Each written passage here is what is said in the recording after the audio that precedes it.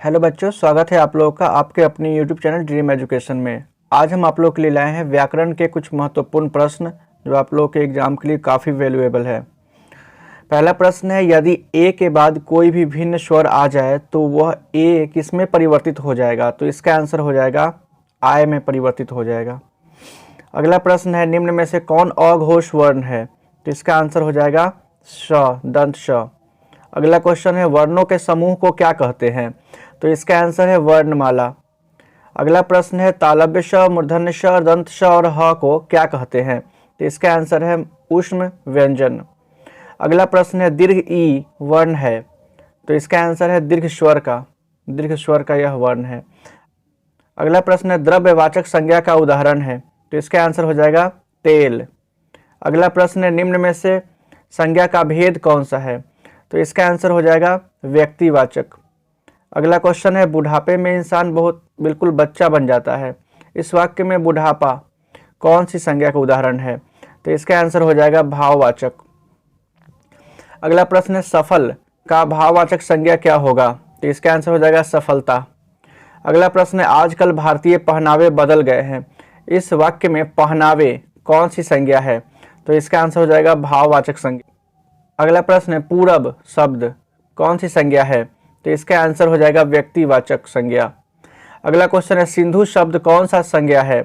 तो इसका आंसर है व्यक्तिवाचक। अगला क्वेश्चन है, मित्र शब्द का भाववाचक संज्ञा रूप कौन सा है? तो इसका आंसर हो जाएगा मित्रता।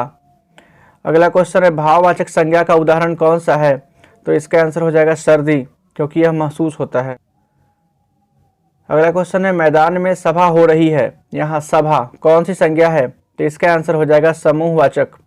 अगला क्वेश्चन है, सर्वनाम के कुल कितने भेद होते हैं? तो इसका आंसर हो जाएगा 6। अगला क्वेश्चन है, निम्न में से सर्वनाम कौन है? तो इसका आंसर हो जाएगा वह। अगला क्वेश्चन है, विशेषण के प्रमुख कितने भेद होते हैं? तो इसका आंसर हो जाएगा 4। अगला क्वेश्चन है, निम्न में विशेषण का भेद कौन नहीं है? तो इसका आंसर हो जाएगा प्रविशेषण। अगला क्वेश्चन है, गुणवाचक विशेषण है, तो इसका आंसर हो जाएगा अच्छा। अगला क्वेश्चन है, परिमाणवाचक विशेषण है, तो इसका आंसर हो जाएगा थोड़ा सा। अगला क्वेश्चन है, विशेषण की विशेषता बतलाने वाले शब्द को क्या कहते हैं? तो इसका आंसर हो जाएगा प्रविशेषण। अगला क्वेश्चन है, अपेक्षा शब्द का विशेषण क्या होता है? तो इसका आंसर हो जाएगा अपेक्षित। अगला क्वेश्चन है, मीरा को गंदगी से घिरना है, तो इस वाक्य में से कौन सा कारक है? तो इसका आंसर हो जाएगा अपादान कारक, कर्म कारक। अगला क्वेश्चन है, टेबल पर किताब है, यहाँ पर किस कारक का चिन्ह लगा हुआ है? तो इसका आंसर हो जाएगा अधिकरण कारक। अगला क्वेश्चन है, वह छत से गिर पड़ा, यह किस कारक का उदाहरण है? तो इसका आंसर हो जाएगा अपादान कारक। अगला क्वेश्चन है, निवास शब्द में कौन सा उपसर्ग है? तो इसका आंसर हो जाएगा नी। अगला प्रश्न है, पराजय में कौन सा उपसर्ग है? तो इसका आंसर हो जाएगा परा। अगला क्वेश्चन है, परिश्रम में कौन सा उपसर्ग है? इसका आंसर हो जाएगा परी। अगला क्वेश्चन है, लिखाई में कौन सा प्रत्यय है? तो आई। अगला क्वेश्चन है, गुणवान में कौन सा प्रत्यय है? तो इसका आंसर हो जाएगा वान, क्योंकि गुण और जोर वान मिलकर गुणवान बना हुआ है। गुण एक अलग सार्थक शब्द है और वान एक अलग प्रत्यय है, जिसको जुड़ने से यह गुणवान बना है, क्योंकि प्रत्यय का परिभाषा ही होता है किसी सार्थक शब्द में जुड़कर उसका अर्थ बदल दे, वैसे शब्द प्रत्यय कहलाते हैं। अगला क्वेश्चन है, मिलावट शब्द में कौन सा प्रत्यय है? तो इसका आंसर है आवट। मिल जोड़ आवट, यानी आ जो है ल के साथ जुड़कर ल का ला बन गया और वट हो गया, तो मिलावट। अगला क्वेश्चन है, अंतिम में कौन सा प्रत्यय है? तो इसका आंसर हो जाएगा इम। अगला क्वेश्चन है, बुढ़ापा में कौन सा प्रत्यय है? तो इसका आंसर हो जाएगा पा। विद्वान शब्द का पर्यायवाची रूप कौन सा है? तो इसका आंसर हो जाएगा मनीषी। अगला क्वेश्चन है, लक्ष्मी शब्द का पर्यायवाची कौन नहीं है? तो इसका आंसर हो जाएगा पार्वती, अर्थात रमा, विष्णुप्रिया और कमला जो है विष्णु शब्द का पर्यायवाची है। इसका कौन सा नहीं है? तो पार्वती। अगला क्वेश्चन है, आम शब्द का पर्यायवाची रूप कौन है? तो इसका आंसर हो जाएगा रसाल। अगला क्वेश्चन है पाठशाला शब्द का पर्यायवाची रूप कौन है? तो इसका आंसर हो जाएगा विद्यालय। अगला प्रश्न है सूरज शब्द का पर्यायवाची रूप कौन नहीं है? तो इसका आंसर हो जाएगा वसुधा। हाथी शब्द का पर्यायवाची रूप कौन है? तो इसका आंसर हो जाएगा गज। अगला प्रश्न है निम्न में से कौन हरफ शब्द का पर्यायवाची नहीं है? तो इसका आंसर हो जाएगा शब्द। अगला प्रश्न है बेशकीमती शब्द का पर्यायवाची कौन नहीं है?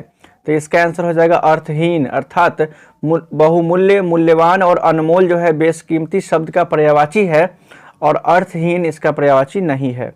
अगला प्रश्न है पति शब्द का पर्यायवाची रूप कौन सा है? तो इसका आंसर होता है स्वामी। अगला क्वेश्चन है लक्ष्मी शब्द का पर्यायवाची रूप बताइए। तो इसका आंसर हो जाएगा श्री। अगला क्वेश्चन है गणेश शब्द का पर्यायवाची रूप कौन होगा? तो इसका आंसर है लंबोदर। अगला क्वेश्चन है दास शब्द का पर्यायवाची रूप क्या होगा? तो इसका आंसर है चाकर। अगला प्रश्न है सुख शब्द का पर्यायवाची रूप क्या होगा? तो इसका आंसर है प्रसन्नता। अगला प्रश्न है सार्वजनिक शब्द का पर्यायवाची रूप क्या होगा? तो इसका आंसर हो जाएगा सामूहिक। अगला प्रश्न है घृणा शब्द का विलोम रूप क्या है?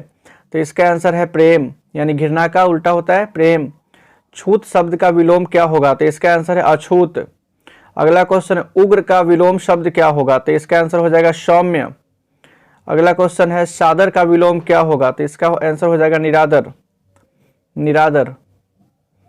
अगला क्वेश्चन है हाथ साफ करना मुहावरे का सही अर्थ क्या होगा? तो इसका आंसर हो जाएगा चोरी करना।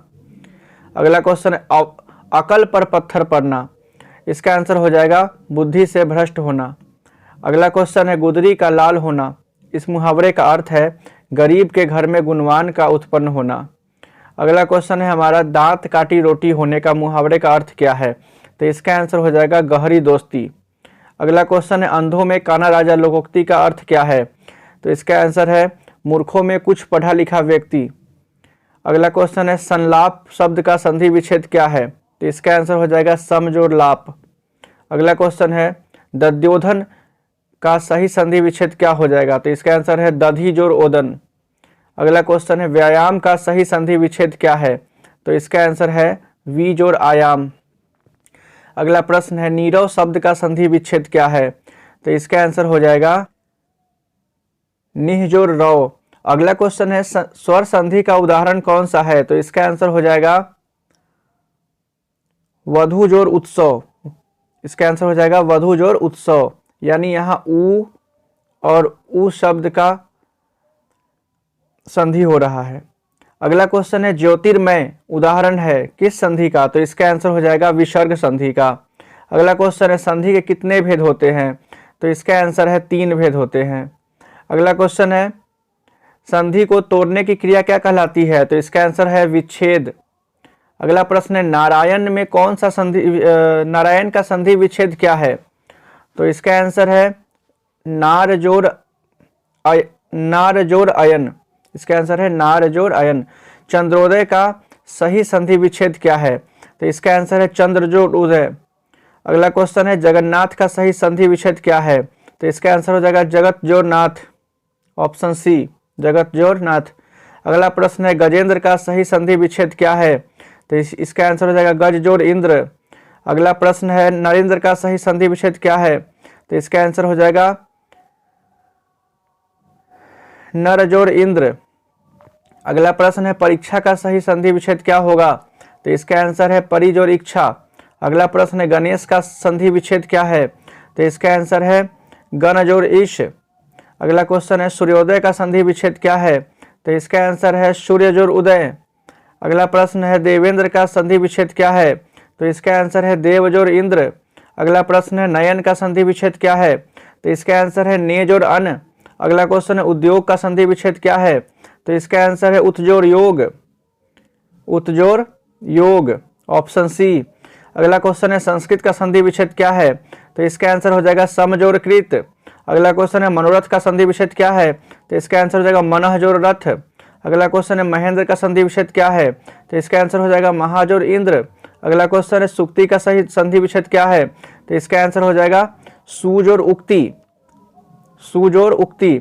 अगला क्वेश्चन तथैव का संधि विच्छेद क्या है, तो इसका आंसर हो जाएगा तथा जोड़ एव। अगला क्वेश्चन है चंद्रोदय का संधि विच्छेद क्या है, तो इसका आंसर हो जाएगा चंद्र जोड़ उदय, चंद्र जोड़ उदय, ऑप्शन ए। अगला क्वेश्चन है शैलेंद्र का संधि विच्छेद क्या हो जाएगा, तो इसका आंसर है शैल जोड़ इंद्र। अगला क्वेश्चन है संसार का संधि विच्छेद क्या होगा, तो आंसर है सम जोड़ सार। यहाँ ध्यान रखना है सम में म में हलंत होना चाहिए। अगला क्वेश्चन है तथापि का संधि विच्छेद कौन सा होगा, तो इसका आंसर है तथा जोड़ अपि, ऑप्शन बी। अगला क्वेश्चन है स्वागत का संधि विच्छेद निम्न में से कौन सा होगा, तो इसका आंसर हो जाएगा सु जोड़ आगत, ऑप्शन सी। अगला क्वेश्चन है जहां दोनों पद प्रधान हो वह कौन सा समास होगा, तो इसका आंसर हो जाएगा द्वंद्व, द्वंद्व समास। अगला क्वेश्चन है अष्टाध्यायी में कौन सा समास होगा, तो इसका आंसर है द्विगु।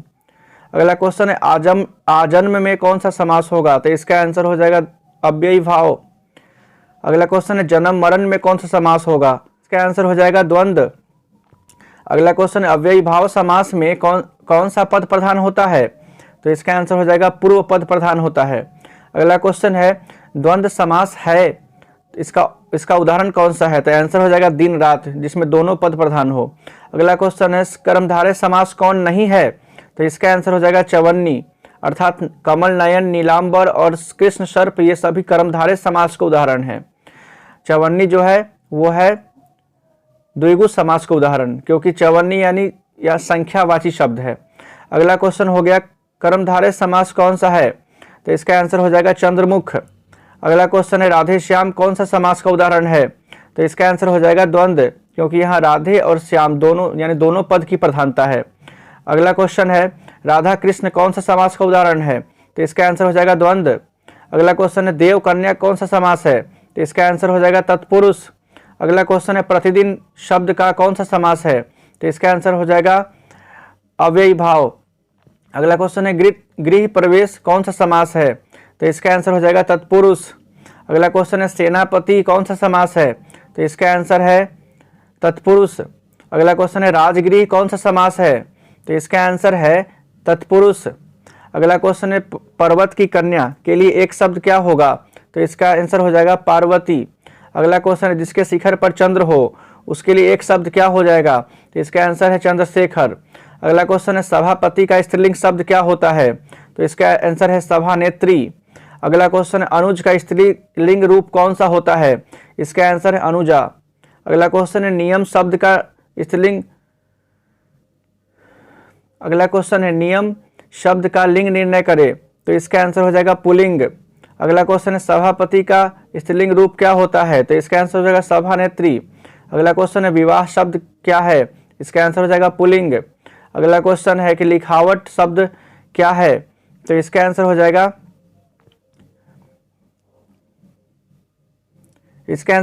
स्त्रीलिंग। ठीक है, नेक्स्ट क्वेश्चन है सही शब्द का चयन करें, तो इसका आंसर हो जाएगा पहला का आंसर हो जाएगा शोणित यानी ऑप्शन सी। अगला क्वेश्चन है शुद्ध शब्द कौन सा है, तो इसका आंसर हो जाएगा अधीन। अगला क्वेश्चन है शुद्ध शब्द कौन सा है, तो इसका आंसर हो जाएगा गणित या चिन्ह भी हो सकता है। अगला क्वेश्चन है शुद्ध शब्द कौन सा है, तो इसका आंसर हो जाएगा प्रकृति, ऑप्शन ए। अगला क्वेश्चन है निम्न में सही वाक्य कौन सा है, तो इसका आंसर है आपके दर्शन कब होंगे, ऑप्शन ए। अगला क्वेश्चन है निम्न में से सही वाक्य कौन सा है, तो इसका आंसर हो जाएगा फूलों की एक माला ला दीजिए। अगला क्वेश्चन है मैं पढ़ रहा हूँ किस काल का उदाहरण है, तो इसका आंसर है वर्तमान काल का। राम खाता होगा यह कौन सा उदाहरण कौन से काल का उदाहरण है, तो इसका आंसर है संदिग्ध वर्तमान काल। यहाँ स्पष्ट नहीं है इसलिए यह संदिग्ध वर्तमान काल का उदाहरण है। मोहन आया किस काल का उदाहरण है, मान्य भूतकाल। तो आप लोगों को ये वीडियो देखकर पता चल ही गया होगा कि ग्रामर में कौन कौन से चैप्टर इंपॉर्टेंट है। ये सारे चैप्टर्स जहाँ से ऑब्जेक्टिव पूछे गए हैं इसका रिवीजन अच्छी तरह से करके आप लोग और उसके बाद इसको एक बार फिर इस वीडियो को देखकर एग्जाम देने जाइए। टोटल ग्रामर आपका बन जाएगा, आपका 50 का 50 ऑब्जेक्टिव सही होगा। इसके लिए हम शुभकामनाएं देते हैं।